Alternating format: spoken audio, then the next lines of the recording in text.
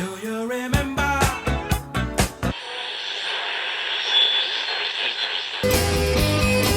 Do you remember? I remember all those years. Oh, I remember. Oh, remember. I remember. Oh, I remember. Hello and welcome to another episode of the Do You Remember podcast. My name is Adam Anwar. I am your host, and today I'm joined by stand-up comedian Barrie Heap.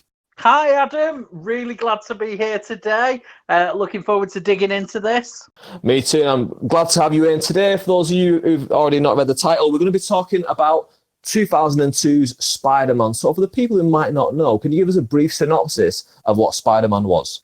Spider-Man is obviously the Marvel Comics superhero, world-renowned, famous for his catchphrase of with great power comes great responsibility, and crime fighting in coordinating red and blue underwear. Absolutely fantastic. So we're going back in a time machine today to 2002. So all the way back to 2002.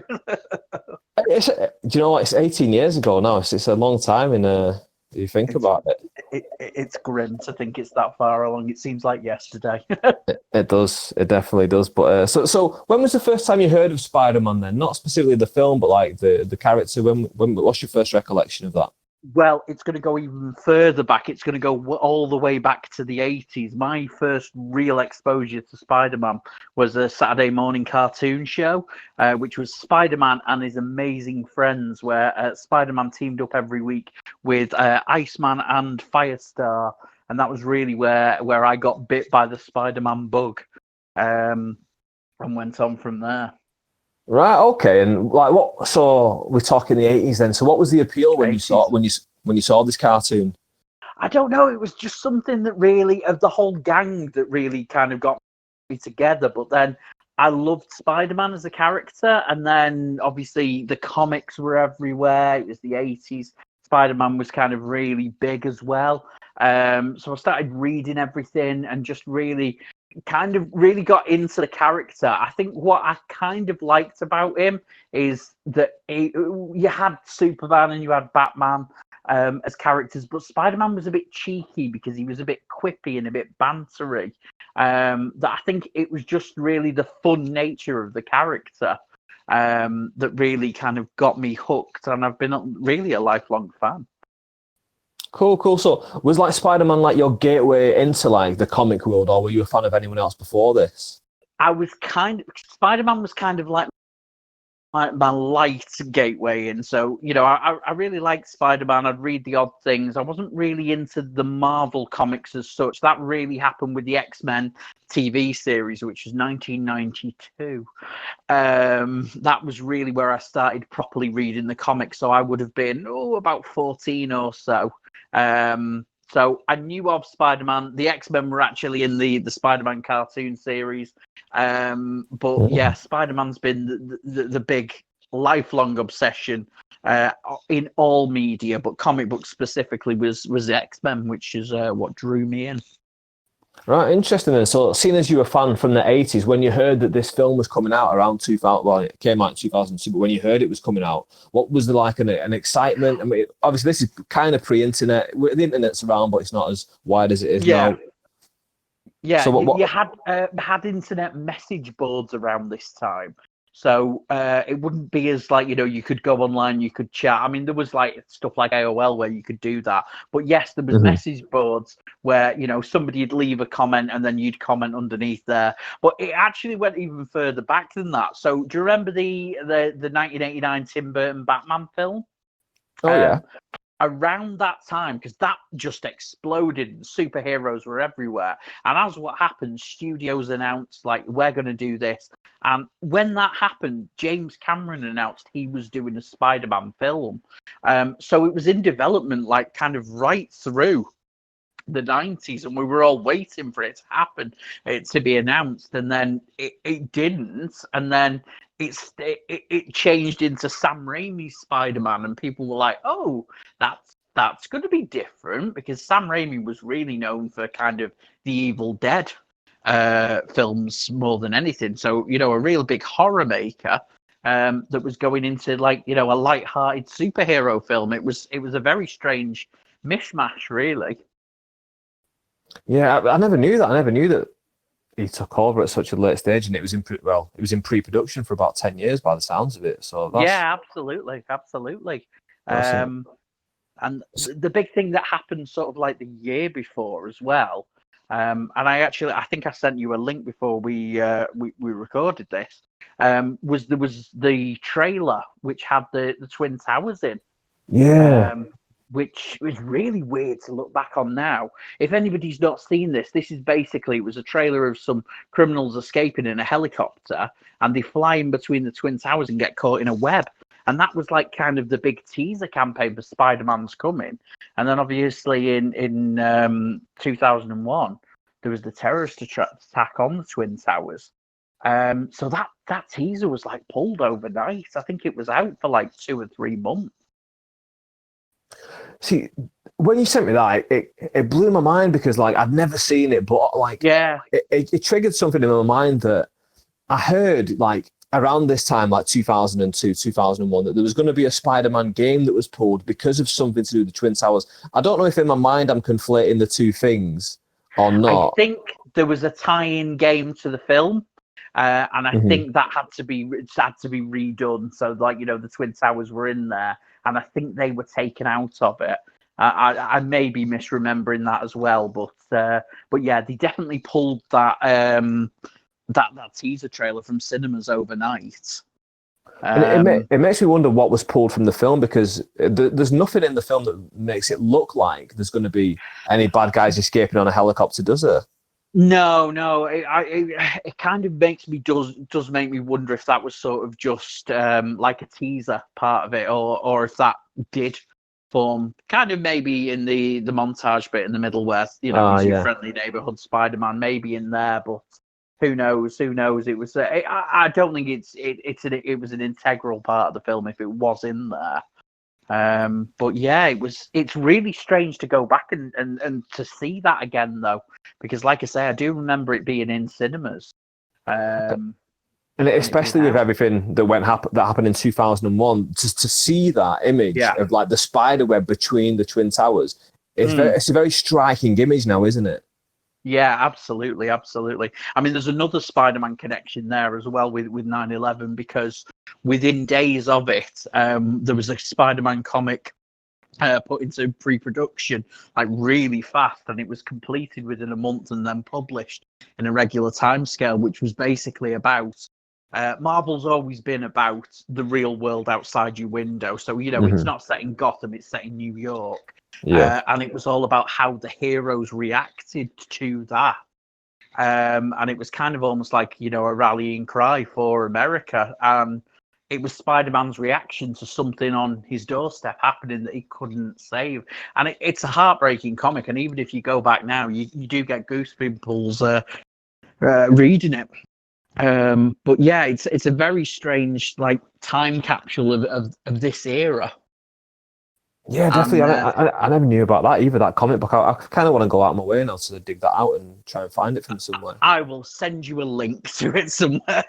But I mean, to be fair as well, it's part of what I sort of feel as well. We'll get into this later in the actual film. I actually do think that New York becomes its own character in the film, which takes on a real big significance towards the end. And obviously, it's this sort of post 9/11 superhero era. So let's dive into the film, and let's dive into it, because I'm really excited to talk to you about it. So when was the first time that you watched it? I mean, I imagine that you watched it in the cinema when it came out. Opening night. Opening night was the first time I saw this. Yeah, I was dead excited. So I was there waiting to see it. Got tickets for the opening night. Of course, you couldn't buy online. I sound like old grandfather time. This really wasn't that long ago. But yeah, you couldn't buy online, so you just had to turn up. You could book in advance, but that meant going to the cinema, getting your tickets, and then going back opening night. And I think I probably did that just to make sure that I could go and see it. So yeah, I was really excited to see it. I'd been reading everything that had come out around it, like anything in magazines and stuff, because internet was patchy at best. But yeah, I was there for the opening night to go and see it. So where does this film rate then for you in terms of anticipation in like the history of all the films you've ever gone to see? Where does this rank? Well, yeah, well, I'd loved X-Men, and I'd gone to see that film, and that was absolutely brilliant. The Bryan Singer, the first X-Men on there. So then to have Spider-Man coming up as well, I was like, oh, this is perfect. I mean, because what we'd ever seen, we'd had the animated Spider-Man series, we'd had the '96 animated Spider-Man series, which was really good, and we'd had a really ropey Spider-Man TV series in the '70s. Starring Nicholas Hammond, who was one of the Von Trapp children. So we'd really not ever seen anything live action. So it was kind of the time where CGI effects were just really coming into their own as well. Yeah. So it was really wanting to be able to see Spider-Man swinging between buildings and all that. So it was a really big film. It was really anticipated for me. I think if I'm correct, this comes after The Phantom Menace. So, which had really pushed the bill on what you could do with CGI. So yeah, no, it was up there. It was definitely up there. Yes, because I remember I was supposed to go and see this film with school. It was one of those. I think it came out in the summer. It was one of those end of year trips to the cinema, and we're going watching Spider-Man. And my birthday's in the summer as well, so I remember my brother took me to the cinema. And he said, we can either watch Scooby-Doo or Spider-Man. And I said, well, watch Scooby-Doo because I'm going to go see Spider-Man with school next week. He said, no worries. We watch Scooby-Doo. We go to the cinema the week after, and the teachers had messed it up, and they didn't realise that there was a listing switchover, and we couldn't watch Spider-Man. So we watched Scooby-Doo. So I watched Scooby-Doo twice in a week, and I was like, I mean, it was all right, but I didn't need to see it twice. So I had to wait a little bit longer than you to see this one. A little bit. Oh, God. So how old were you, Adam, then? At the time, I must have been in 2002. So my birthday, I would have been 14 at the time. Yeah. So I would have been 20, 21, 22. God, I feel old. Still a young man at the time, weren't he? He's still a young man now, but especially at the time. Right, yeah, so... I mean, well, Spider-Man keeps me young. That's what I'll say. Definitely. So let's get into the film then. So I mean, what do we start off with? We start the first scene that we see. I think is it Peter Parker? Is he chasing down the bus? Yes, that's right. So it's kind of he's doing a voiceover, isn't he? And he's kind of narrating the story and kind of saying that. And do you know what the thing of recapturing this now? Within the first 5 minutes, we've met Peter Parker, we've met Mary Jane, we've established who that he fancies her, the relationship. We've met Harry, we've met Norman. You've met your first 4 key characters within the first 10 minutes on there. And I was like, this is really different to anything and the way movies work now. It's kind of bam, you're all there at the Science Museum all together. Yeah. And it really sets up all the characters and the conflicts from day one on there. So I was really, really kind of impressed with looking back on it. Definitely, I felt like when I was watching it, it kind of followed a very basic formula, but like in a very good way, if that makes sense. Like they didn't overcomplicate things. They made it very simple and very, very straightforward. But it did it in a very good way, in a fantastic way, I thought. Yeah, I think what it is with something like this, you've got to go in and you've got to be able to kind of go, this is who these people are, these are the relationships to each other. It's essentially what you call world building on there. So you're doing something right from the get-go. In sequels, you can do a soft introduction. But, sure. Yeah, really impressed with this as to how quickly they can do it. I mean, one thing that it says as we go through it, Mary Jane is kind of a very strange amalgamation of characters on here. She's kind of both Mary Jane and Gwen Stacy. So they kind of switch up her roles a little bit. which was nice to see because, at the time in the comics, the status quo was he was married to Mary Jane, so you knew that was going to be his eventual wife. But really, that was a big journey for them to get there. So it was kind of almost like, how are they going to do this? What's the way that we're going to get around the Mary Jane story in high school? See, I'm not familiar with Gwen Stacy, so you're gonna have to fill me in there. Give me that backstory. Okay, Gwen Stacy Mary Jane and Gwen Stacy were basically foils of each other. Now, Gwen Stacy was sort of his one true love that was introduced in the comic books, and they dated for a while. They grew really close, and then Gwen Stacy died. She's killed by the Green Goblin in scenes that are very reminiscent of this film. She's basically thrown off a bridge.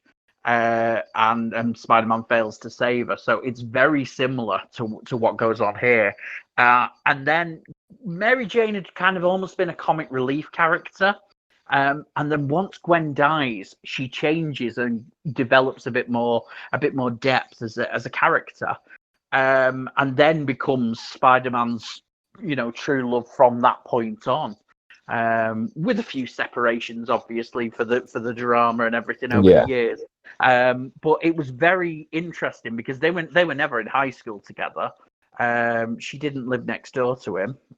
So it was really an adaptation, and that's the way I always view every film. It's not the literal interpretation of a book or a comic, because you've got to switch things up for a media. This is an adaptation of Spider-Man. But putting Mary Jane in this kind of hybrid role, she's still Mary Jane, but there's just a few tweaks around it. It works great. I think that's the best way to view it as well. There's a lot of people who they'll be like, "Oh, it's not as good as the book" when a book gets adapted, and I think you're seeing it the right way. Like, it is an adaptation; it doesn't have to be the exact same thing. As you said, it's been adapted to a different media, but no. So talk about this then. Okay, so we go to the field trip to the museum, and the spider bites him in there. Is that how it originally happened in the comic book series? One thing that's really good in this, and I kind of actually made a note of it, in the 60s, the big thing that everybody was kind of afraid of, and that everybody was kind of like, oh, how is this going to change our world, is radiation. So basically, Peter Parker is at a science fair, and it's a radiation exhibit, and the spider accidentally gets whacked with radiation and then bites him. Now, the thing was, in the early 90s, DNA was the big thing. So we've changed it over from radiation to a new origin of, what's changing people's DNA? What's all this DNA engineering going to be doing? And a lot of comics that have retold his origin since have kind of stuck with that as well. That it's, like I say, it's the modern thing is it's a DNA altered spider, which gives him his powers. The spider was a complete freak accident in the comics. Do you know what? That is such great information that you've just given me there, because I never knew that. And talking through that process of being scared of radiation in the 60s, and then DNA was the big thing in the 90s. That's really clever that they switched it up that way. And I never would have known. Yeah, it's actually the same in the Fantastic Four movie that came out around the same time. In the comics, the Fantastic Four make a test flight because they want to be the first Americans on the moon. And they get hit by radiation out in space, which gives them the powers. Now, in the actual Fantastic Four film, again, they fly out into space and they're hit by cosmic waves, which mutates the DNA.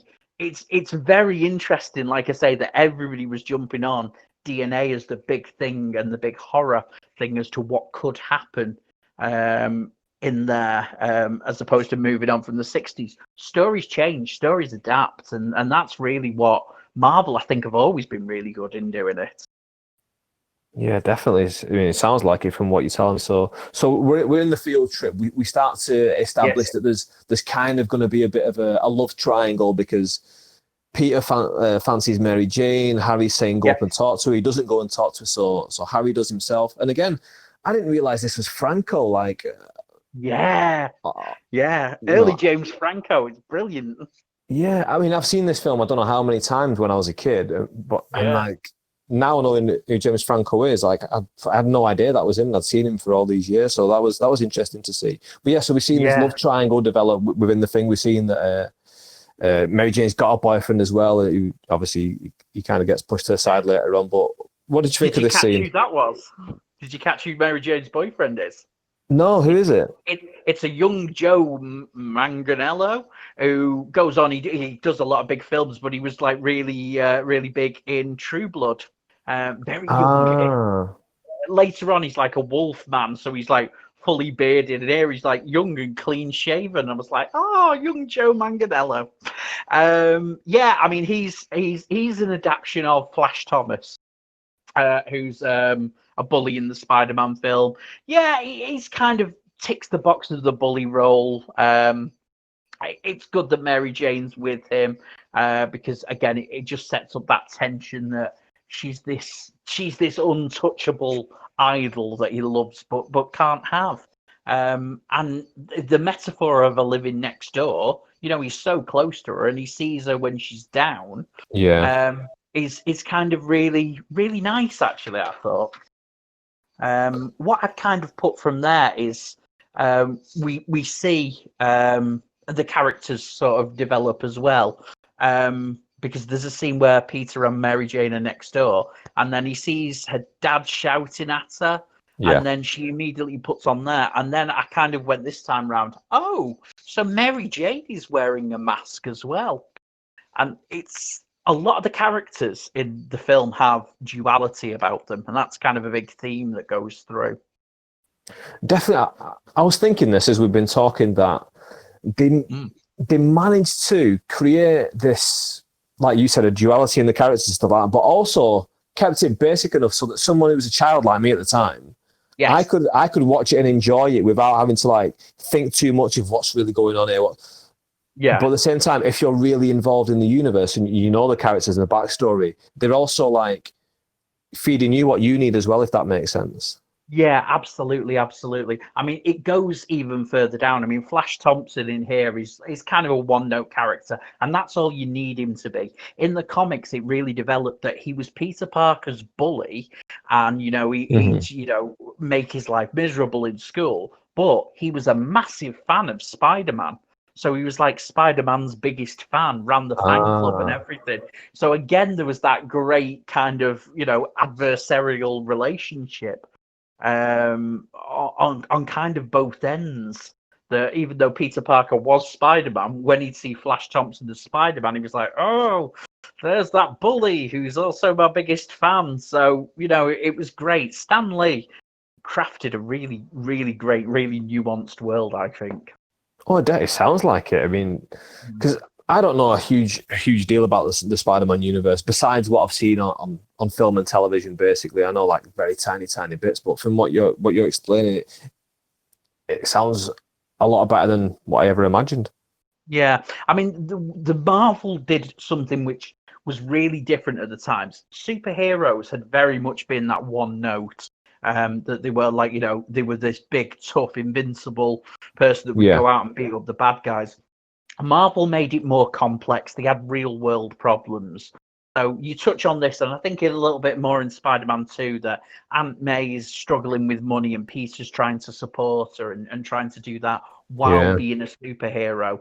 And it's that sort of balance that really had never been there in the comics before.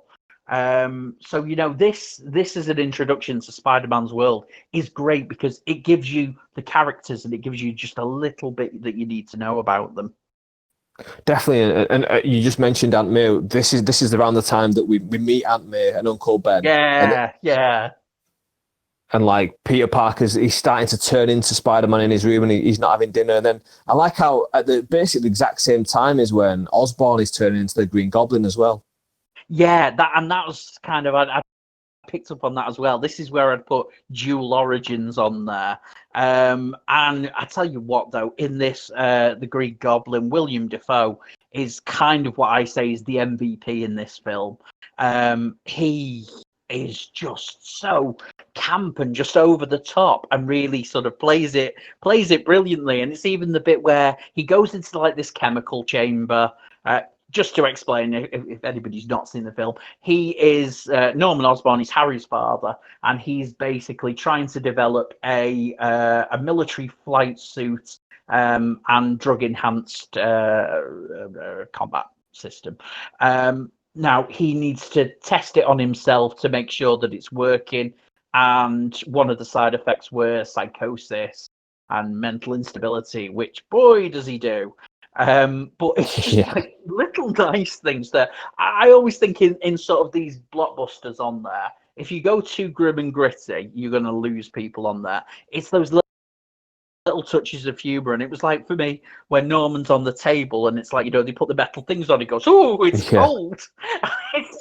It's stupid little things like that just give you a giggle as you're going along. That I think really keep you invested in it. It keeps it relatable as well. Absolutely. And some of the faces that he pulls, specifically as he's breaking out of the gas chamber, you're like, he doesn't need a Green Goblin mask. You can tell that he's there. So next is where we start to see like the really big thing for me as a kid, like starting to see this was the really exciting thing. We start to see Spider-Man starting to shoot his webs. Peter Parker's transitioning into Spider-Man, and we've seen him shooting the webs for the first time. Talk me through this. Absolutely. And this is, again, a really controversial point. So I mentioned before about the message boards that you had online. Mm-hmm. The really big controversial thing was, in the comics, Spider-Man had always had web shooters that he built, that he designed on there. And they announced for the films that they were going to use organic webbing.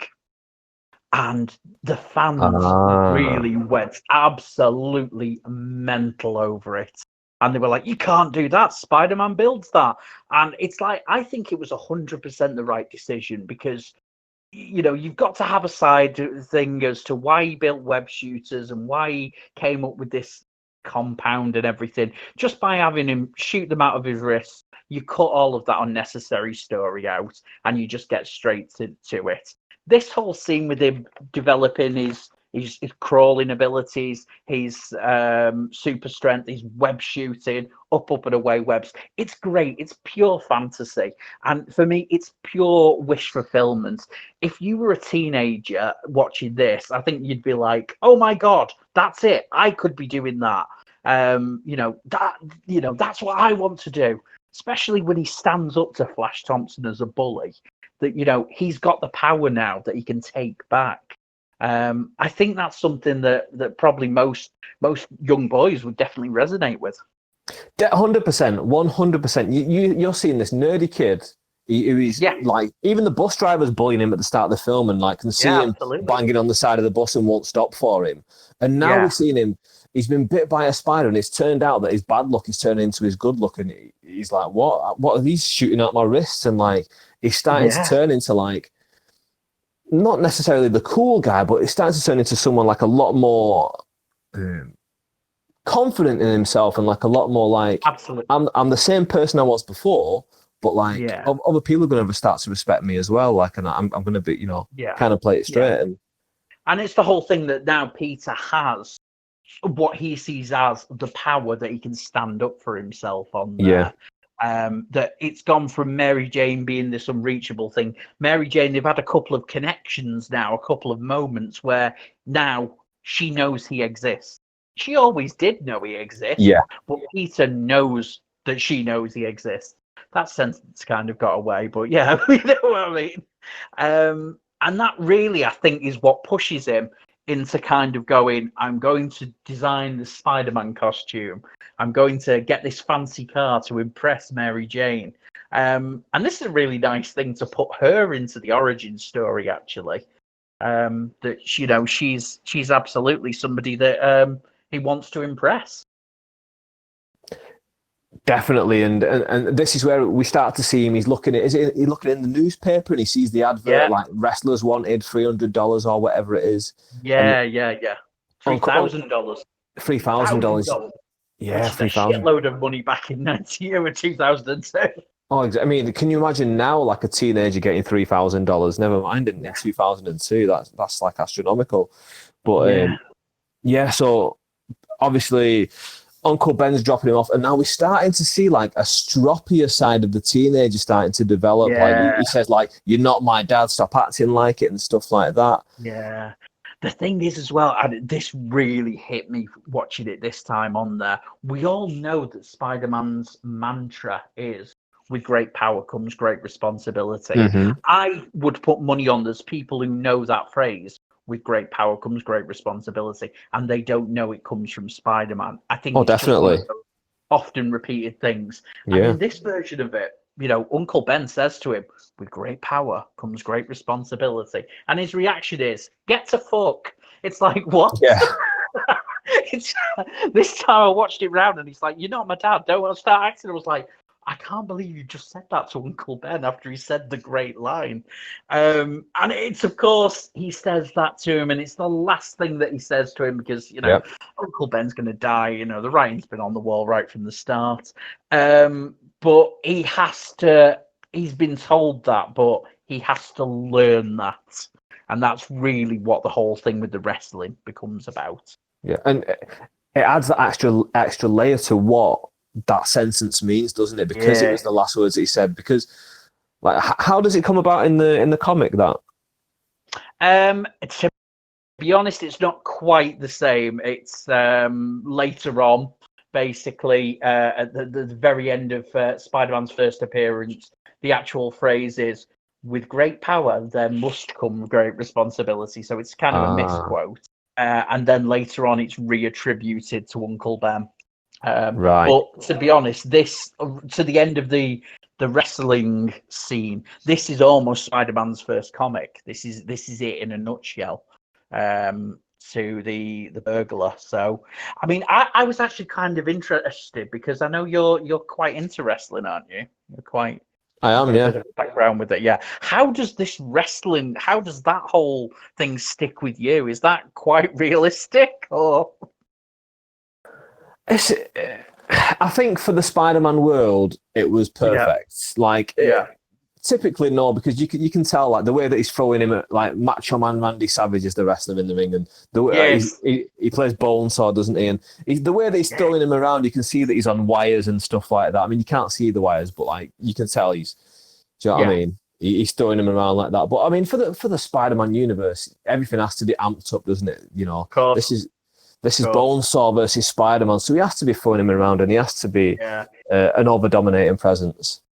Yeah, the thing that's actually really interesting, and I remember at the cinema going, because I was a fan of wrestling sort of in the earlier 90s, so I knew Macho Man Randy Savage, and I was like, the actual original character was called Crusher Hogan. And I was like, they changed it to Bonesaw McGraw. I was like, is that because they didn't want Macho Man having the association with the name Hogan? Interesting. I don't know the answer on that, but that kind of just brought that back. So I don't know what the answer is for it, but I can tell you this: that the Macho Man and Hulk Hogan, like in real life and as well as in the TV, they had like a real love-hate relationship to the point where back in like the 80s when they were working together, their like wives would hang around together in real life. But then when Macho Man and Liz, his real life and storyline character wife, when they were divorcing in real life, Liz was staying with like the Hogans, and like Hogan's wife was saying like she's not here, so it was like a real like bad break in their personal relationship as well as his marriage. So I mean, interesting, yeah, and like that probably is the answer then. To be fair, around this time he did a rap album. Yeah, that's true. Macho Man did a rap album in the 2000s, and one of the songs was called "Be a Man," and it was directed at Hulk Hogan. It was like kind of like him calling him out. Yeah. Okay. Oh my God, was that the WrestleMania album? No, this is. Album. It was completely his own album, and it's like really ridiculous that like a late 40s white man with no history in music decides I'm going to become a rapper all of a sudden. But yeah, God. I suppose that's a story for another day. Possibly, maybe one that I'm going to dig out on YouTube. But yeah, no, it did just strike me that was there. Now another thing that really hit me in this scene, because I think it's sort of hilariously bad taste funny, is when he jumps up and he's clinging to the cage match, like trying to stay away from Bonesaw McGraw. I know where you're going. Yeah. Spider-Man says to him, "That's a cute outfit. Did your husband make it for you?" Which, at the time, would have just been, a zinger, a joke, a thing. Yeah. Now it's like it's a little bit slightly uncomfortably. I mean, some would probably say homophobic on there, and I guess they're right. I'm not offended by it, but it's sort of one of those. Oh my god, that's of its time. I wonder if there's an ITV2 dub of that. The thing is, it's. I don't even think it's a funny line. Even as a kid, I didn't think it was a No. funny line. So like, it's not like because he could have said anything like, "Oh, did your mummy make it for you?" Or like, Yeah, do you that's know the what I mean? So- ITV2 dub. Yeah, yeah. So Um, like, I mean, yeah. it was sort of bizarre. It didn't sort serve of a bizarre. purpose. I didn't think. Like, I don't get No. why. No, it just makes Spider-Man casually homophobic in 2020. Yeah. But hey ho. So he wins the match, of course, He does. and doesn't get the money. At which point the promoter says to him, "Oh well, that's not my problem if you need the money." And then, true to the Spider-Man origin story, a burglar then rushes out, grabs the money, and Spider-Man's got an opportunity to stop him. Doesn't. Mm-hmm. Because he's still in this phase where he's a bit cocksure, bit of a dick, and Stroppy just kind of teenager. goes, yeah. Well, you didn't help me, so you can run away with the money, and then just says, "That's not my problem." Yeah, I missed the part where that was my problem. Yes, that's yeah. it. That's the exact line. Yeah. So it's that sort of thing. Now, of course, obviously, part of you kind of goes at the time, yeah, fair play. Yeah, I know I'd do exactly the same. But this is sort of really the start of what I always say and what the comics have deemed the Parker look, that bad things will always happen to Spider-Man, Peter Parker by that extension. He goes back out to where he should be meeting Uncle Ben, and Uncle Ben's been shot for his car. And he dies in Peter's arms. And you really feel the emotion in this. Yeah, definitely. I don't know if it's exactly like this in the comics, but either way, this is a great scene. Like the way this plays out with the burglar, and he doesn't stop him, and then the burglar ends up killing Uncle Ben. Like, Yeah. it's brilliant storytelling, regardless of where it came up with, whether it was in the film or in the comic. It's fantastic storytelling. Yeah. Him dying in Peter's arms is exclusive to the film. In the comics, he's a burglar who then is back home where Peter Parker is. There's a really great twist actually on it later on, which we don't have time to go into. I mean, him dying in Peter's arms there. I just think it's such a testament to the actor that plays Uncle Ben, because Uncle Ben's probably had like four scenes in this so far. When he dies, my God, do you feel it? And it's like, for somebody that's had less than probably 8 minutes of screen time, to really impact the film in such a way. Great writing, great acting. Definitely, 100%. Like the way you say that, the way that he's not really been on screen much, really hits home to the power of the scene. Definitely, because I didn't think of that before. But yeah, he's a really integral part of this film, I think, and he was, like you said, in 4 scenes at the most. Definitely. So obviously, Spider-Man ends up chasing him down, then the killer. So talk us through this. Yeah, and then we find out that actually the killer was the man that he let get away. This is exactly from the comics. This is exactly lifted from the comics. At that point, he realizes that Uncle Ben's death was his fault, and then takes on the guilt of that. To be fair, that guilt stays with Spider-Man right throughout the comics, even to present day. That was really there. That if he'd stopped the burglar, Uncle Ben will still be alive. So therefore, with great power must come great responsibility. So this whole arc, I think 40 minutes of the film, is the first Spider-Man appearance. This is Amazing Fantasy 50, And which is that, Spider-Man's very first appearance. the moment he sees that burglar and he realizes it's the killer, that to me is such and this is what I mean by saying it's really basic in the sense that they didn't overdo it. They just told a very simple story that even a young teenager at the time like me could follow it and really enjoy it. But someone who's more involved in the universe, they can enjoy it as well. They told a very basic story, but it was so well told. And to this day, absolutely. I love this film because of it. Yeah, absolutely. I mean, this is the thing that we will say. Sam Raimi absolutely hits it out of the park with this. This is brilliant. He takes the age-old Spider-Man story and just weaves it in and out. One of the things that I did sort of pick up on this while this was going on there, Norman Osborn has of course lost his contract with the military, so he's facing ruin. He's facing his entire life going under overnight. And what he does is he targets his enemies. His enemies is too strong. His rivals, other firms that are supposed to be developing that. And he blows up their prototype and kills the person. Well, you could just hear the cackling of the Green Goblin. And it was kind of at this point that I went, oh my God, I'd never realized how back in the day this was actually really camp. And I'm using camp in the terms of the knowing excess. It's going over the top, but it's doing it on purpose. It's doing it very tongue-in-cheek. Because you have the test flight of the Oscorp rival being blown up into smithereens and fire and destruction and all this happening. And then the next scene it cuts to is graduation. It's like how have you put those two together?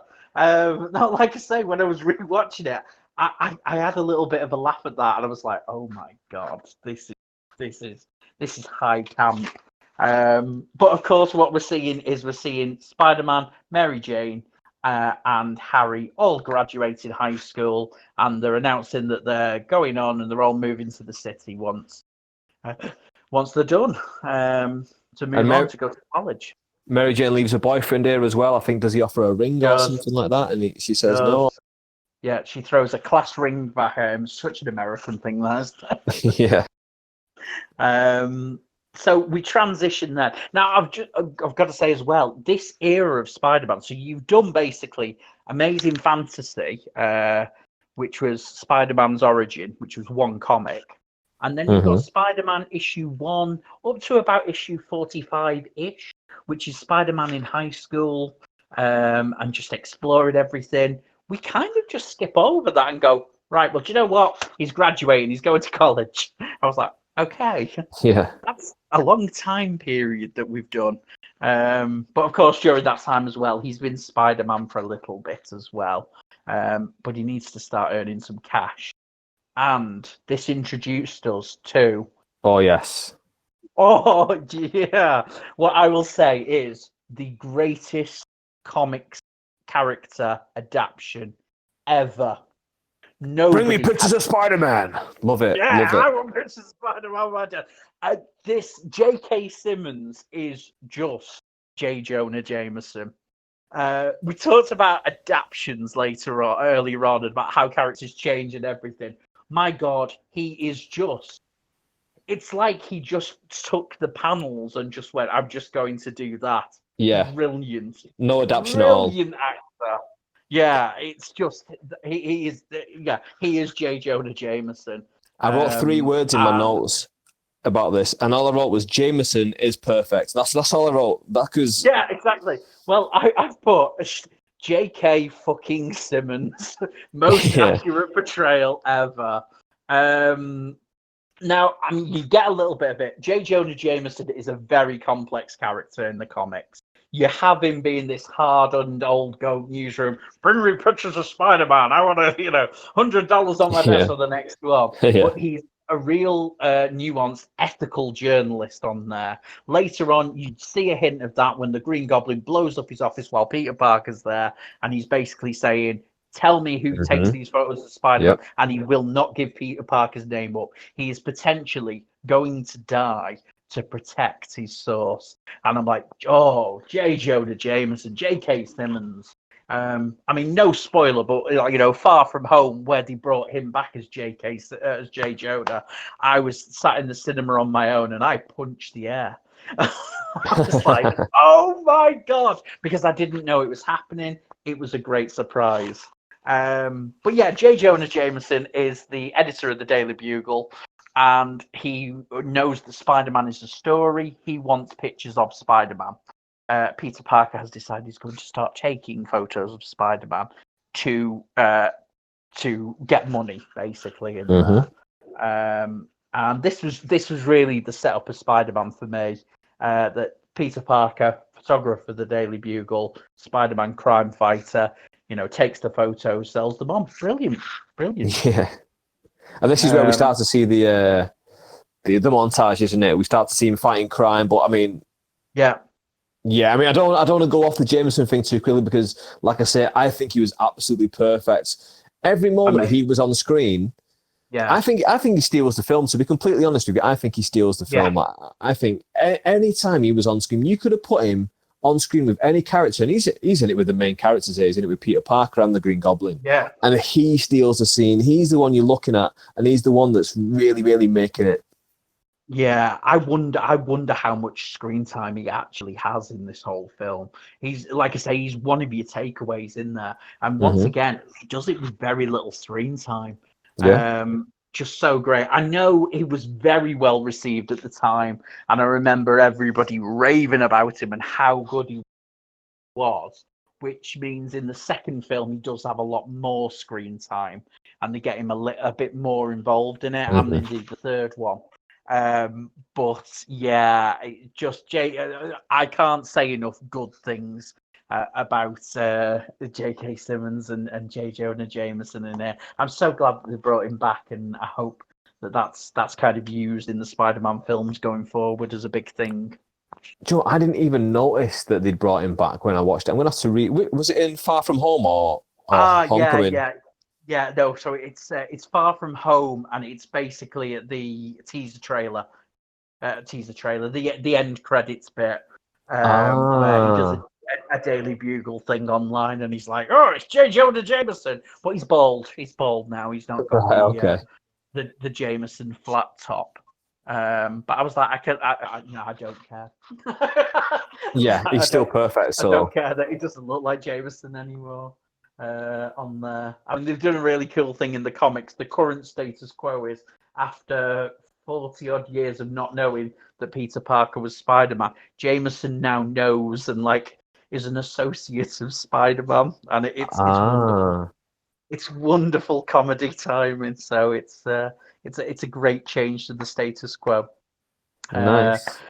But yeah, so all our characters are in the city, and Peter walks past Mary Jane. Oh, he does. Yeah, and she's coming out of the Moondance Diner. Do you recognise the Moondance Diner from anywhere? I didn't really pay close attention to it. What was it? Yeah, so basically the Moondance Diner, it's a real place in New York where there's a lot of kind of theatrical types work there. But in Friends, Monica works in there for a little bit. And so it's like a really iconic New York landmark. And I was kind of like, oh, the Moondance Diner, this is back again. So I thought that was a nice little bit to ground it once again. It's in New York. Now, yes, of course. So it turns out that Peter's living with Harry, and MJ has been secretly dating Harry. Yes. And Peter didn't know, and nobody had told him. And then there's this line of, "Don't tell Harry." Yeah, okay, I won't tell Harry. No, don't tell Harry, because MJ doesn't want Harry to think that she's working there. Yeah. Okay. So all the characters are moving forward, and they're all about to collide at the Unity Day Festival, which is a big. To be honest, I didn't really get it. I thought it was Plot Point Festival. So it's Unity Day Festival, or as I've put, cultural appropriation / lazy stereotype guy. Yeah. I'm not really sure why Oscorp are throwing this. I'm not really sure why people are walking around pretending to be Eskimos and Mexicans when everybody's white there. It Yeah. was very, very strange. I was like, okay, we're doing this though. And of course, appearance of nothing grounds this film in 2002 than appearance of Macy Gray. Yes, I've not left that in a note, but I thought that myself. I was thinking, Macy Gray on stage, like what? Like Macy Gray. I was how like, early 2000s is this? exactly.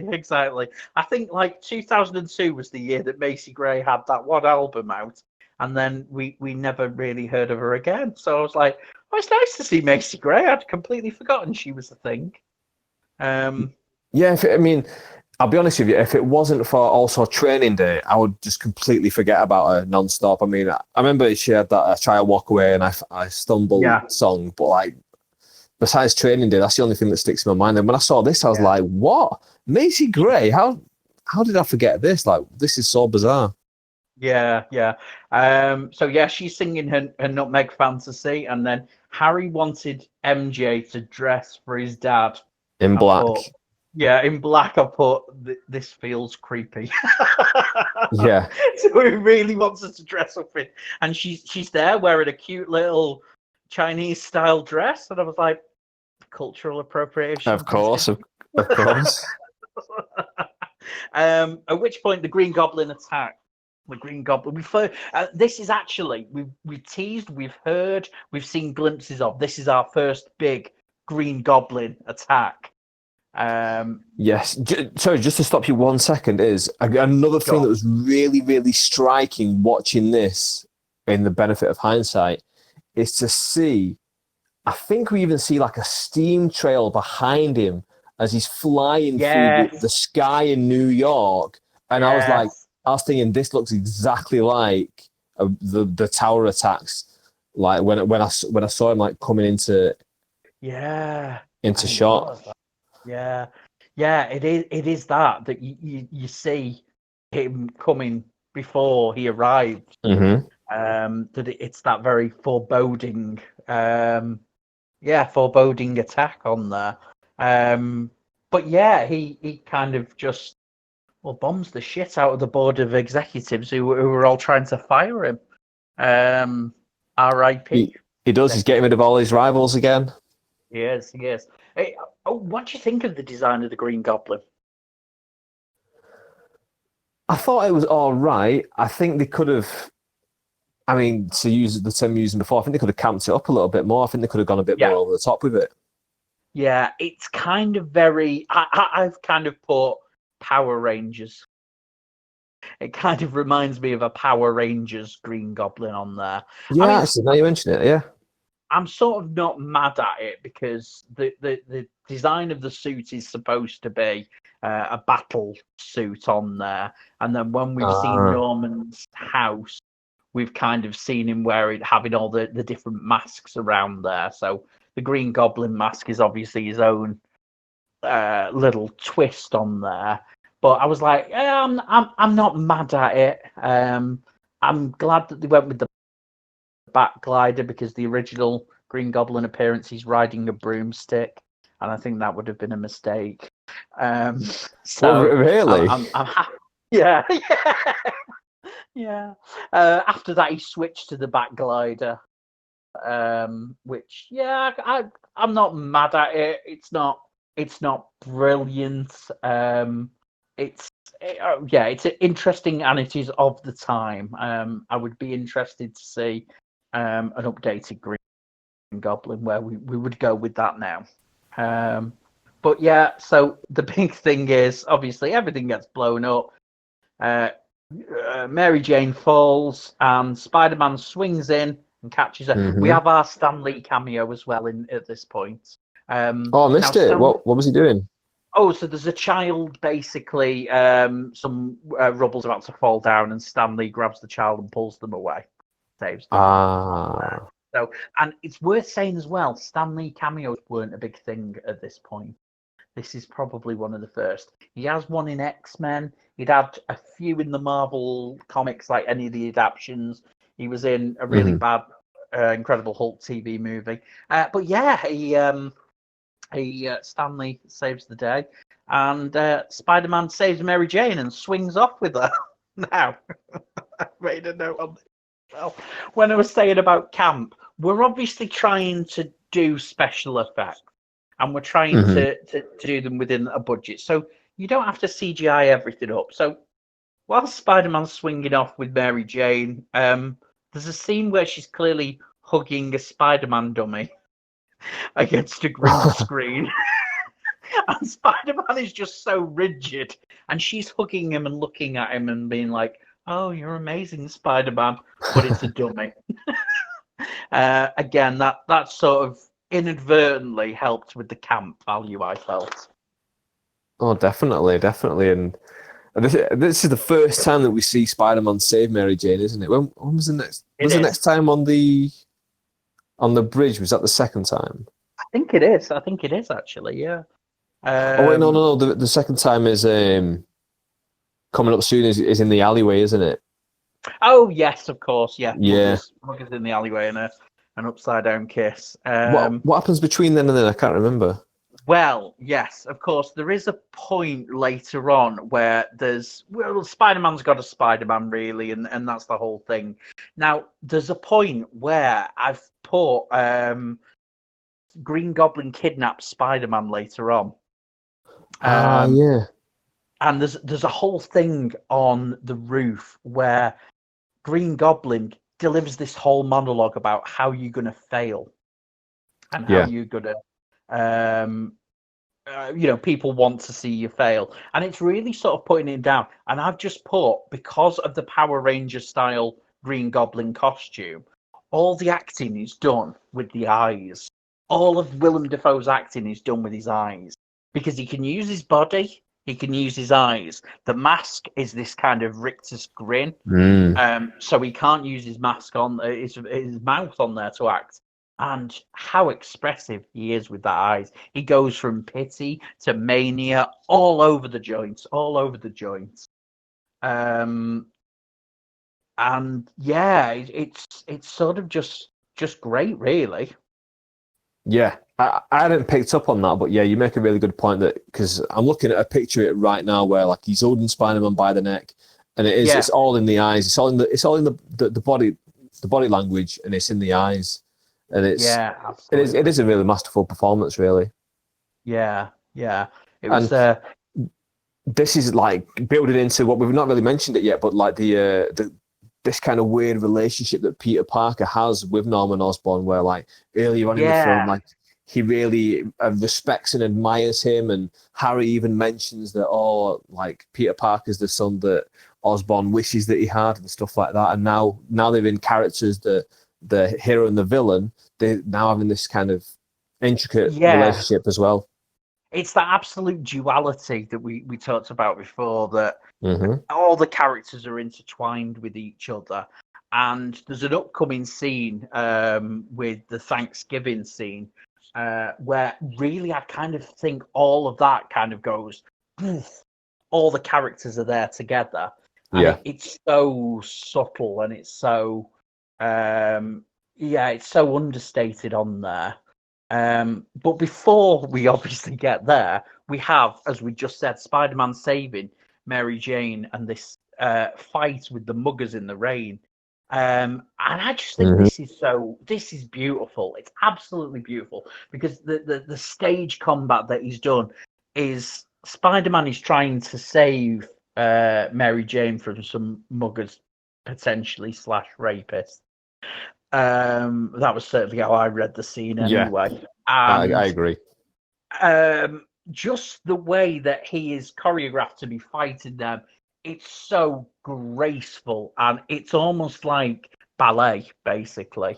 You're seeing Spider-Man as powerful, but graceful, and just in control of the whole fight sequence. And he chases them off, they go, and then Mary Jane has a few words with him and about, oh, it's nice to have a fan. And they have this great, and I actually think this is an iconic scene. It's certainly been parodied in other films on there, which is really where I kind of go. Mhm. If you're being copied, you're iconic. Like the Matrix, the backward slide in the Matrix where things are going in bullet time. Definitely iconic. So he kisses her upside down. Now, as a younger man, as a Spider-Man fan, I'm like, oh God, this is brilliant. As a teenage boy, Adam, what was your reaction to this? I think it was like I completely agree with everything that you've just said. First of all, like I think this is a completely an iconic scene. This to me is one of the most iconic kiss scenes in like all of cinema. Like one of the most iconic because if you ever see an upside down kiss like this, it's always referred to as a Spider-Man kiss, isn't it? Like, of course it is. Of course it is. Nothing else really has that kind of cachet where you look at it and go, "Oh, that's like this, isn't it?" So, but yeah, I mean, as a teenage boy, it is this kind of they build up that tension really well of like, he's got the crush on literally the girl next door. Like that's the like famous trope, isn't it? The girl next door, but this is literally the girl next door. She's been going out with a football quarterback or whatever he is in school, the bully. She doesn't notice him really, even though he's the next door neighbor. And now he's become a hero. He's getting this like moment with her, this very fleeting moment that lasts maybe 15 seconds where they're kissing upside down, and then he has to shoot off and escape because he doesn't want to give himself away. Yeah, absolutely. I think they played that up fantastically, and to build up that anticipation of where they're going to go, because we want them to get together, don't we? Yeah. I'd read a thing actually, which Tobey Maguire had said they'd had to do really short takes on it because when he was hanging upside down, his nose was filling with water. Oh, right. Yeah, because so they was raining. had to do So the kisses they had to do really short takes. The thing that makes it even worse as well. So movie rain. When they do rain in the movies, to get it to have the thing where you actually scan it and you can read it as water, they actually add milk into it. Really? They didn't know that. Yeah. So it's like, any of the times where, like, because they're the Matrix, any time where you're actually having to read and see water on film as rain, there's a little bit of milk in it. So as much as it's good to kiss the world of your dream, the girl of your dreams, if your nose is filling up with milky water, it's probably a bit. Yeah, definitely. But yeah, I mean, from here I've got as well.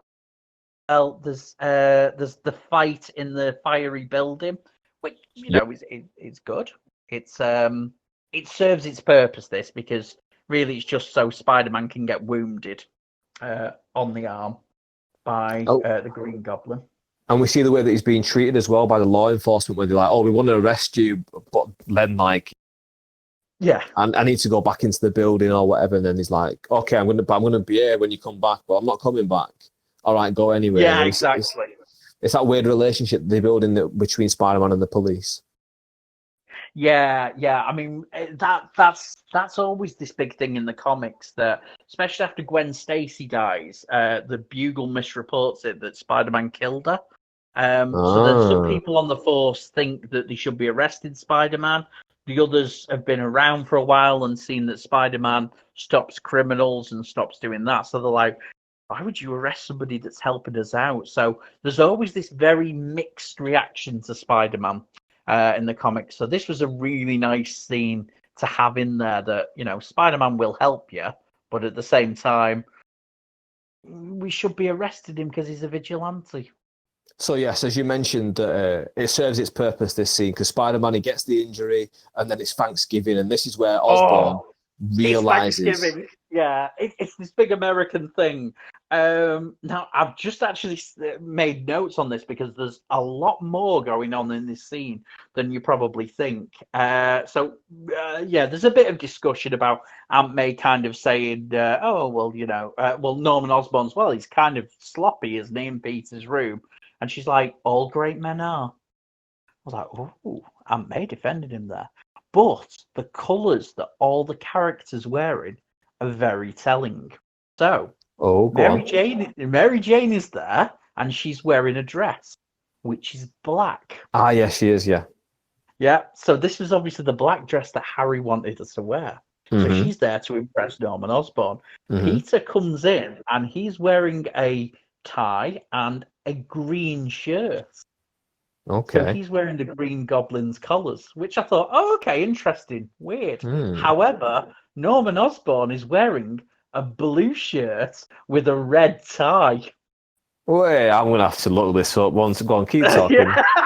Yeah, so that's basically all the characters. Peter and Norman have reversed basically on there. So it's that sort of duality that we've been building right the way through, and then the characters are doing it there. Now, during the course of Thanksgiving, Norman goes to pick something out of, I think it's a pie or something. And Aunt May slaps his hand, and I was like, Yeah. that's a very weird reaction for two adults that barely know each other. And then he licks his fingers at her, and then pulls out some knives and starts sharpening them in front of her. It's a very strange interaction. We obviously, as watchers, know what's going on there. But it was like, without that subtext, that's a very, very weird thing. At which point Aunt May notices that Peter's bleeding, and it's from the cut that the Green Goblin gave Spider-Man. And it all starts to make sense for Norman now. That, oh my God, Peter Parker is Spider-Man. So he becomes freaked out by this, goes to leave, which Harry's really offended at, and is kind of like, "Well, I set this up so you could meet Mary Jane," and Norman's just like, "I'm not interested." He's basically saying she's not the sort of girl that you marry, just have sex with her and then bin her off. Yep. She's only after your money. Which Mary Jane hears. Now, it's really interesting for me as well because Mary Jane has obviously worn the black dress to appease Harry and to try and get Norman's approval. And then obviously she hears that and she hears Harry not defend him either and actually defend his father. Really, for me, that's the end of their relationship. It's never explicitly said, but this is it. This is the breakdown on there that clearly they want different things. Mary Jane is starting to value herself a lot more than anybody that Flash, that her father, that Norman values her as, which kind of comes full circle in the end scene. But really interesting. Really interesting scene. This is not about the superheroics. This is about the soap opera and the character dynamics that have been there since the very first scene, and how now they all interplay with each other, and how their relationships are going to be changed from this. And they are, because basically this scene is kind of the start of the third act of the film. It's the start of, this is where everything just switches into that final gear, and now all the relationships are going to end how they kind of end at the end. So like Mary Jane is going to get rid of Peter Parker very soon. Osborn realizes that Parker's his enemy, and this is where we start to really, really pick up. And I'm looking at the pictures now, and you're completely right. And I didn't see it before, but I see it now. The black tie with the green shirt on Parker, and Osborn with the blue shirt and the red tie. Yeah, I just think it's such a nuanced bit of costume in it that it can't be by accident. You've had this whole duality story between Norman's and Peter's origins, becoming both the Green Goblin and Spider-Man respectively. For them to switch colours in this scene really emphasises the connection between them. Yeah, definitely. And how that's going to change. Definitely, because as we say, that Norman Osborn has realised that Peter Parker's Spider-Man, so he's having this conversation with his inner self, with the Green Goblin, and he says, "Hit him where he hurts. Go after his loved one," and he goes after Aunt May, doesn't he? Yeah, tries to blow up Aunt May. Well, I don't think he tries to kill her. I think he just wants to destroy dresser just to send that message to Peter. And then from there, Aunt May is in hospital, and he kind of realizes that, oh my God, Norman knows, Green Goblin knows, the Green Goblin is Norman, and he now knows that I'm Spider-Man. So he immediately rings Mary Jane, and you get that really creepy phone message. Can Spider-Man come out to play? And I'm like, this is high camp. This is brilliant. Yeah. Now this is then, of course, where we are swinging into the swinging. No pun intended there. That was just shit. It happens. Into the final act now, where Mary Jane has been kidnapped and taken to the top of a bridge. Now, if you are a Spider-Man fan at this point, you know that this is how Gwen Stacy died. You know that these are the stakes that are on there, that this is the Green Goblin coming to kidnap Spider-Man's girlfriend. This is one of, after Uncle Ben's death, this is the iconic Spider-Man storyline. That this is where we are going now. So she's been kidnapped. She's at the top of this bridge. But what Norman wants to do is kind of really separate, because he's given Spider-Man the warning that, you join me or you do that. So he gives him the choice between Peter Parker, which is Mary Jane, or this tram load of schoolgirls that he's kidnapped, that he's going to let them drop to the death, and he drops them at the same time to force Spider-Man to make a choice. It's a great visual metaphor as to Peter having to make a choice. Definitely, and it's a very powerful moment, because in that moment you really feel for Spider-Man, and you're like, what would I do? What would I do in this moment? And like, it's a really tough one, because there's no right answer at the end of the day, and it's the perfect balance. Because I remember it being in school and being in RE class, and we had this kind of ethical discussion of like, you're on a plane with X amount of people, and there was like, the Sikh couple or the lesbian woman and all this stuff, and who'd you throw off the plane? And like, there's no right answer at the end of the day. You can't choose, especially, and then when it's your like the love of your life or these innocent children, it's like, oh my, like, and it really puts over the evilness of the Green Goblin, and it really shows the sympathetic side of Spider-Man. Yeah, I mean, what I'd also caught on the note, and I'd like to say I don't think it's intentional, but after the whole explosion and graduation thing, I think it is. He kind of says, like, who do you save? Do you want do you the love of your life, or suffer the children? And then the schoolgirls start shouting, "Save us! Save us!" Yeah, and it's like they're basically going, "Fuck her, we don't care." yeah. I was like, maybe, I don't know how intentional that was, but interested.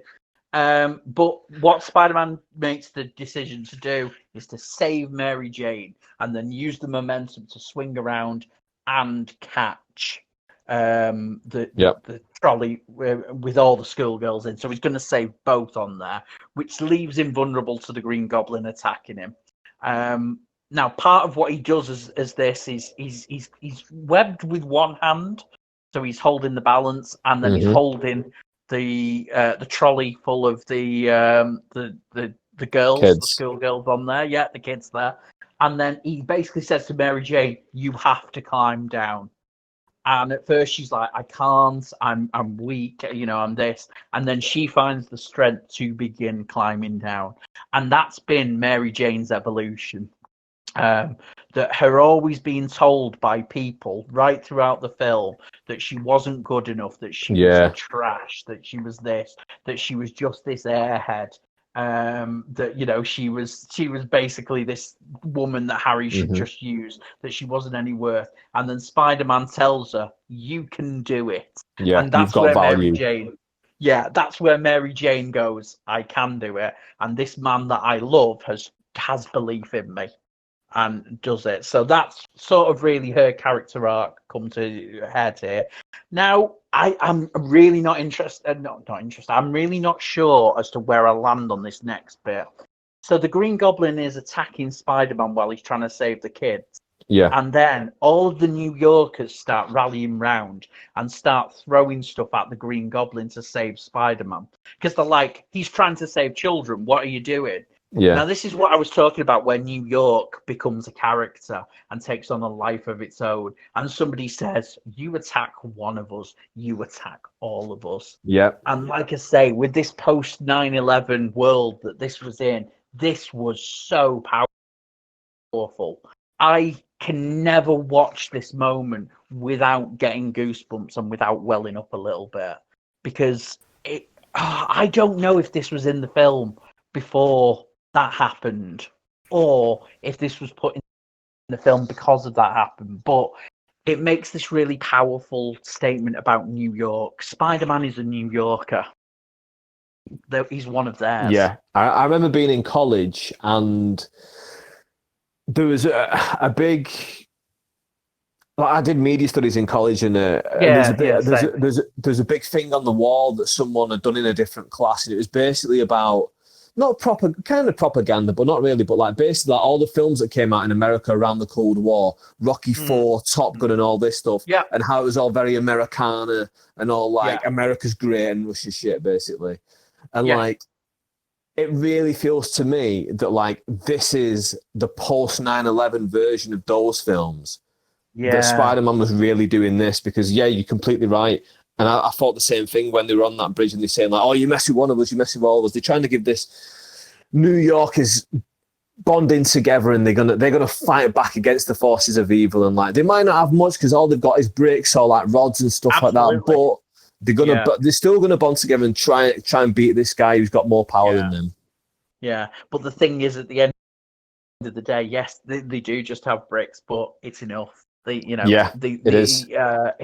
He ends up lowering the children down. There's a boat which catches them, and that's fine. And then the Green Goblin drags Spider-Man away for the final confrontation, which is really sort of the battle of wills. I mean, it's a physical confrontation, but it's as much as that as a battle of wills between Norman and Peter, really. It's the whole thing that they fight and Peter's enraged and he's, trying to keep it together while trying to beat him. Whereas Norman's still scheming and is trying to reach and manipulate Peter emotionally by kind of saying, well, I've thought of you as a son. It's the mental... He's got this mental warfare, hasn't he, on Spider-Man, where he's trying to manipulate him and he's trying to bend him to his will. Because I think constantly through this, the Green Goblin still has hope that he can make Spider-Man like kind of his student. His protege. Much better word than I was going to use. I was going to say student, but his protege. He's trying to make him his protege. Like Harry inclined at the start of the film, you're the son that my father wishes he had. So he's still trying to do it. If he can't do it, he's going to kill him, but he's still trying to do that. And I think it's very well done. Yeah, it's absolutely great, and there's two really good bits here. So Peter obviously says, "I already have a father. His name is Ben Parker." Yes, and this is the great callback to where he said to Uncle Ben, "You're not my father. Don't try to be." And then this is the point where we've seen him grieving in the aftermath. This is the point where he goes, "He was my father." And because of the lesson that he taught me, I'm going to go forward on there. And then Norman sadly impales himself on his goblin glider. He does. Which is comics accurate. This is how he died after Gwen Stacy. It gets messy after that, which once again, you don't need to know. He sort of dies, and it's been his own devices that have killed him at the end. And then, the heartbreaking line, "Don't tell Harry." Yeah.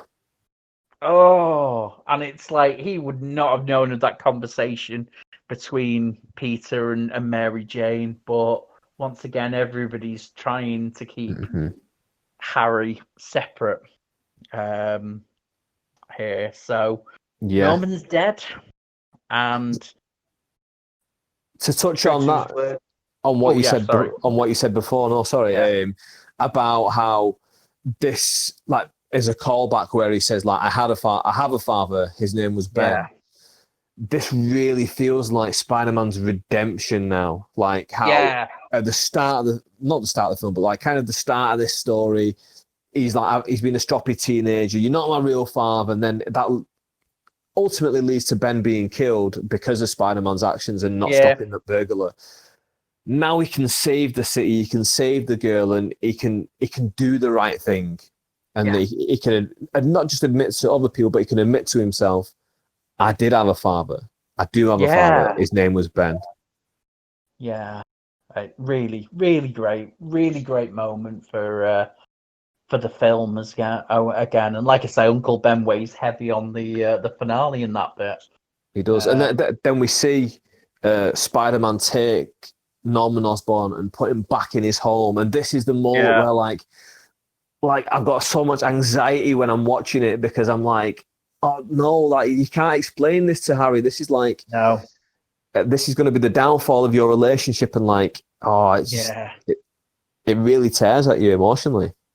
Yeah, absolutely. I mean, what's sort of really good. I mean, I have mixed feelings about Spider-Man 3, and I think that's sort of the whole thing for everybody. But Harry's arc really comes full circle in there, which comes back to this scene. We've established that there's a butler in the house, and he is able to fill the blanks in for Harry. But it's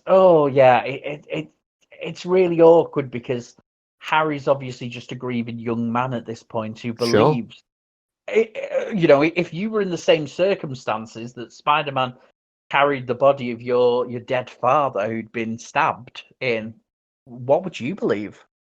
Exactly. It's very relatable. It's very realistic. And it's really on brand for what they were doing in this film with Spider-Man. They do, like we've said a few times, like these like he didn't stop the killer. Then the killer killed Ben, and that's like really emotional. And then he has this emotional choice: do I save the girl or do I save the kids? And now again, there's this really emotional thing between like, he thinks he's doing the right thing. He's taken because he could have just left the body there, but he thinks I'm doing the right thing. I want to take it back to the house and. Yeah, but once again, it's the Parker look. Peter Parker, Spider-Man, wants to do right. Something always ends up coming back and biting him in the ass. And it's really that unfortunate thing that he's tried to do right by his friend, by his friend's dad, but ultimately it's going to take us down a different path. Mm-hmm. Yeah. It's a really good metaphor for life, really, that like, you would think that, if I was just had this, everything would be fine. If I just did this, everything would be fine. Like, he is literally a superhero. He is trying his hardest to make everything right, but regardless of that, you cannot solve every problem. Yeah, absolutely. It's kind of almost like Spider-Man is probably, I would say, the most moralistically led hero that you've got. The very core conceit of him is, with great power comes great responsibility, which is something any human can relate to. Sure. I read a really great thing once, which basically said the reason why Spider-Man is so well received and so internationally famous is because he is absolutely this superhero that is clad head to toe in a costume. You can't see who's inside. Underneath there, it could be any color, any race, any creed on there. And that's just the really human element of who Spider-Man is as a character. That we all have to face these moral decisions, and Spider-Man is kind of the exploration of that. Yeah, that's a really good point. So, I mean, the last scene we see in the film then is the funeral scene. Yes. And there's a really telling moment, which I never picked up on when I was a kid, but I noticed it this time, was when Peter Parker kisses Mary Jane and she's saying like, oh, I want to be with you, I love you, and all this stuff. And he realizes that he can't be with her because obviously he's gonna put her in danger. And then when they kiss, she touches her lips and she realizes at that point, those are the lips from before. I remember that kiss, and I never noticed that before. There's definitely that point of realization with Mary Jane on there. I mean, it's never actually explored in the next films. in Spider-Man 2, she kisses her fiance upside down, and it's like, Mhm. it's just not the same. So there's something there. I don't think she's 100% convinced, but there's definitely an inclination there. I mean, in my notes, I put on there in capitals the only superhero film where it ends with him friend zoning the girl. Yeah, Which is it. You know, spot on that. you've gone right through the dual narrative, and like, you know, Mary Jane's growth, Spider-Man's growth, Peter Parker's growth, Norman's changes as a character. That, you know, normally in superhero films you end on a happy ending. They get the Yep. girl. You know, you end on, you know, a cliche pop song that's, you know, brilliant. Only for them to vanish and never appear in a sequel. But Yeah. this is really different. This is really different because, you know, she kind of goes, "Oh, I love you," and he's like, "Yeah, I'm there for you as a friend." What? As a friend? Yeah. Yeah, we're just friends. And it's like, okay, drive it home harder. Def- But yeah, Definitely. it's unique. It is. And what is the very last image we see in the film? Do you remember it?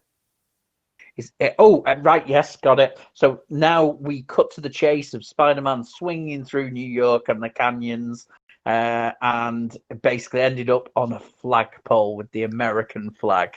He does, and that touches back on what we were saying before about, you know, the New Yeah. Yorkers fighting back. And again, this is people always say that Spider-Man's like an analogy for Americana and stuff like that because he's in the red and blue, but especially in that moment.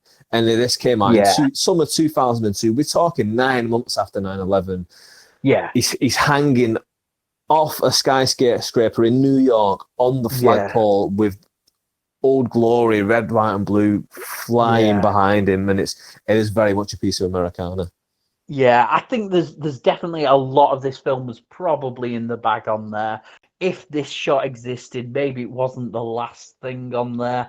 If it wasn't, it was definitely put in to encapsulate that. Like I say, I have my skeptical feelings on you attack one in New York if you do that. I think that was probably in the film already. This, nah, there's not a coincidence we end on this, but you know, great way to go out. Great way to go out. I mean, interestingly though, this was set up obviously as Spider-Man. It's a complete film in its own right. It doesn't necessarily lead into Spider-Man 2, but it gives you enough threads to carry through. It's back in the days where we were setting up films to just work on their own. If a franchise came out of them, brilliant.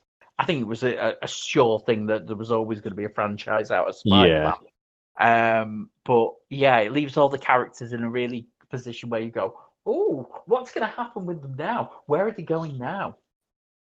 Sure. So let's quickly touch on all the follow up films. Yes. So like Spider-Man 2, obviously like there's quite a lot of films to go into here, so you don't need to talk too much about them. But give me your thoughts on them. So Spider-Man 2. Spider-Man 2, logical progression from this one. I actually really like it because it is character driven. You'd seen so many superhero films where they'd gone, we want to shove in loads of villains, we want to make that mistake of giving bigger, better, more. What they actually did with Spider-Man 2, they introduced a new villain, Dr. Octopus, and made it more personal. And what you saw is your three main leads, which is Spider-Man, Mary Jane, and Harry. Their lives move on, which set you up with a new status quo going into Spider-Man 3. And this is the one with the famous train scene, isn't it? Where like he's trying to stop the train from crashing. Yeah, absolutely. I watched this one in the cinema. I finally got to see it in the cinema. This one, number 2. After missing out twice on number 1, I finally got to see this one. How about Spider-Man 3 then? Yeah, Spider-Man 3, unfortunately, studio interference. They wanted Venom in there. There's issues with Spider-Man 3, and it's not just the meme that we've said of him, like, you know, being all goofy and him being dark and everything.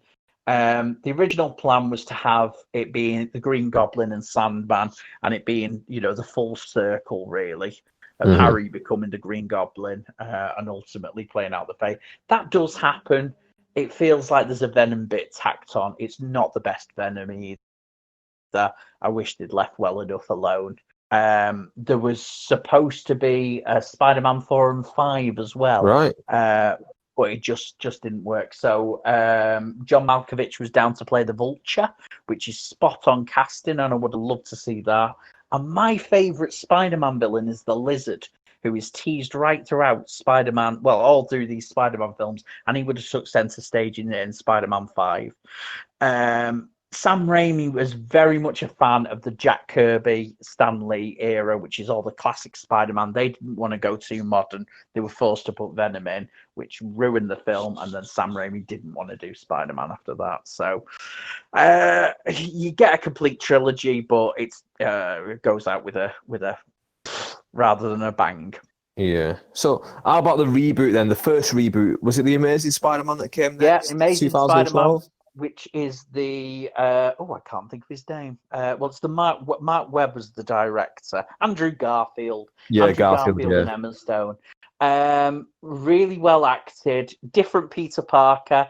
Not nerdy enough. I think he's a bit too streetwise. It was trying to more adapt the Ultimate Spider-Man comic, which was an update on Spider-Man. They're all right. The second one tries to do too much world building rather than just tell a story. Cool. So how about Homecoming then? I think not Toby. Oh my God. Tom Holland. God. Tom Holland. Thank you. Too many Spider-Man in my mind. Then I think he's the most perfect Spider-Man that we've got. The only thing that I'd like to see is it feels like Spider-Man, Iron Man's sidekick. I'd like to see him take a bit of a step away from that and for him to be a bit more of his own character. Some really nice things, some really nice moments, some good setups, great villains. I wasn't angry at them. They were both really good films, really fun. It really got the teenage Spider-Man in, which I don't think we'd really ever had a good depiction of. He felt young. Now, maybe that's me as a 40-year-old watching it, but he felt young, which was good, which was a good thing. I really liked them.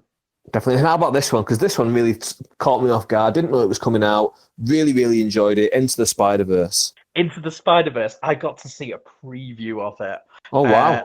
So I got to see a preview of it about 6 weeks before the actual film came out. And I came out of it and went, the best Spider-Man film ever. The best Spider-Man ever. I actually do my own podcast, which is Superhero Cinema Club, where I go through and I review and rank every superhero film that I come across, and that is currently number one on there. Oh, sorry, spoiler alert. That is currently number one on there. So I've kind of gone into a whole 50-minute episode where I discuss that. I just think it's brilliant. The art styles are beautiful. And, I mean, it's the only Spider-Man film to have ever won an Oscar. I probably agree with you. I don't know if I'm going to go with the one we've talked about today, Spider-Man, or Into the Spider-Verse. I mean, Spider-Man, obviously, it's got all those nostalgic feels because I saw it at such a young age. But, I mean, this one, I thought it was absolutely brilliant. I remember I saw it with the same brother who was supposed to take me to see it all those years ago. I mean, finally, it's your own redemption arc. Exactly, yeah. And like, I was blown away by it. Really, I was like, I was expecting it to be decent, and I'd heard it was really good. And then when I watched it, I was like, wow, I can't believe to the level of quality that it is. But yeah, absolutely fantastic. So let's just touch back on Spider-Man then quickly before, like, to round it off. Then, so what did you think of the casting? You mentioned that Tom Holland you think is your favorite Spider-Man. What did you think of the casting for the film that we just watched?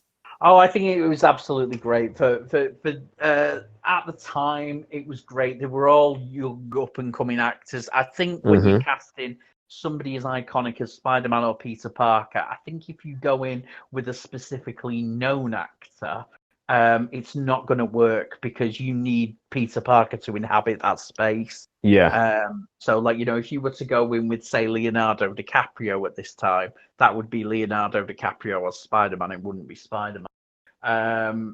So Tobey Maguire, perfectly adequate, does really good. I kind of flip back and forth. I always think Tom Holland best as both roles. I think Tobey Maguire is better as Peter Parker than he is Spider-Man. Right. His Spider-Man doesn't feel quippy enough for me, whereas Andrew Garfield's Spider-Man feels more like Spider-Man. But I'm not sold on Peter Parker, so it's that flip side. I do like it. It's obviously with you're always going to look back on old films as kind of like with the benefit of hindsight of what's come Sure. after it. But at the time, this was amazing. This was brilliant. It was just great. The whole cast are really on point. Willem Dafoe, we've talked about J.K. Simmons being great. Aunt May, everybody's. I don't think there's a weak link. So, what do you think the legacy of this film is then? The legacy is obviously establishing Spider-Man as a screen icon on there. Spider-Man will continue to be recast, to do new things, to go to places. We've touched about all the follow-ups on there. We've even had spin-offs like Venom. There's going to be Morbius. There's going to be a whole other Sony Spider-Verse. There's another Spider-Verse coming, and then I believe a Spider-Woman coming as well. Right. So I'm really happy that this was such a critical hit at the time. Fans loved it. Critics loved it. It made millions. It was groundbreaking. It really was. Yeah, and I suppose you mentioned Phantom Menace earlier on. That came out like around this time, and that was another film that people waited for years, and that was a huge flop. So like this was it. This very easily could have been the same thing, where like they talked about it for years and it could have just not delivered. But I think it really, really did deliver. Yeah, I think this and X-Men are really responsible for the superhero renaissance. Because you'd only really had the Batman films before that making any sort of waves around cinema, and there was issues with them. They were a bit problematic in some areas, but these really kind of went, without this and without X-Men being as big a studio hits as they were, you wouldn't have the MCU. You wouldn't have the Marvel Universe films. I probably don't believe you'd have Dark Knight Returns as well, although that's arguable. But I think that's a very fair shout. Yeah, I think this is kind of changed the landscape of superhero cinema. Before this, it was always regarded as a little bit campy and a bit stupid. Whereas this kind of an X-Men, you could have intelligent adult films that also were appropriate for teenagers on there. This actually, in fact, we say legacy. I actually read something the other day that I forgot about. This was responsible for the 12A cinema thing on there. So that is possibly the actual big legacy. So before this, you had 12 and you had PG. This wasn't quite a PG. It was a 12, and then they re-released it under 12A, so which meant that younger children could go as long as they were accompanied by a parent. So that is kind of really the big legacy, that it introduced an entirely new classification of film. There we go. And just to mention X-Men, that's another film that I went to the cinema with my older brother with. So that's excellent. They're all tying in. So yeah, I have a lot of reminiscence about X-Men as well, because obviously being a huge comic book fan and then seeing that adaptation of it, I was like, oh, this is different again. But all films of a really good, really time. There's some stinkers around this time as well. If you're feeling particularly down, look at the Ben Affleck Daredevil and just think, could have made that. Oh yeah, I think that might be on my shelf actually. No, yeah, actually it is. Yeah, I'm ashamed to say. If you get a chance, watch the director's cut. It makes much more sense. And Coolio's in it. Right, I'll check that out. So, last question. Spider-Man, what would you rate it out of 10? Oh, God. Well, it's hard. Is it a 9 or is it a 10? I kind of want to say it's a 9 because it's not quite perfection, but then I'm trying to say, why is it a 9? I think it's dated really well. I think it stands up. I think it's got the high octane superhero fantasy that we want. But is it an X-Men? Is it Spider-Verse? Meh, meh. I'm going to say it's a 9 because obviously it started off the legacy of the Spider-Man films. It was a game changer. It's probably not near perfect. There's a few that I've got with it. But I enjoyed thoroughly revisiting it with you, Adam. So thank you very much. No, cheers, and I'm completely there with you. I give this a 9 out of 10, and I really, really enjoyed this podcast. I think you brought a lot of good information to it that I didn't know as well, and it's been a good conversation. So before I let you go, is there anything you want to plug? Once again, my podcast, which is Superhero Cinema Club, it is on slight hiatus at the moment with everything that's going on in the world. I've actually gone back to college as well, so I'm going to be picking that up in September. It'll be back. So every week I go review, rate, and look back at superhero films, and then put them into the ultimate top 10 of 100 superhero films. So we're going to revisit the best and some utter shite. And where can people find that? Oh God, it's gone completely. Wherever you get your podcasts, it's on. It's Superhero Cinema Club across all pod things. Right, cool. So, once again, thank you very much for coming on. Very welcome. Very welcome. Take care, and I will see you soon. Right, see y'all soon, everyone. Bye-bye. Bye.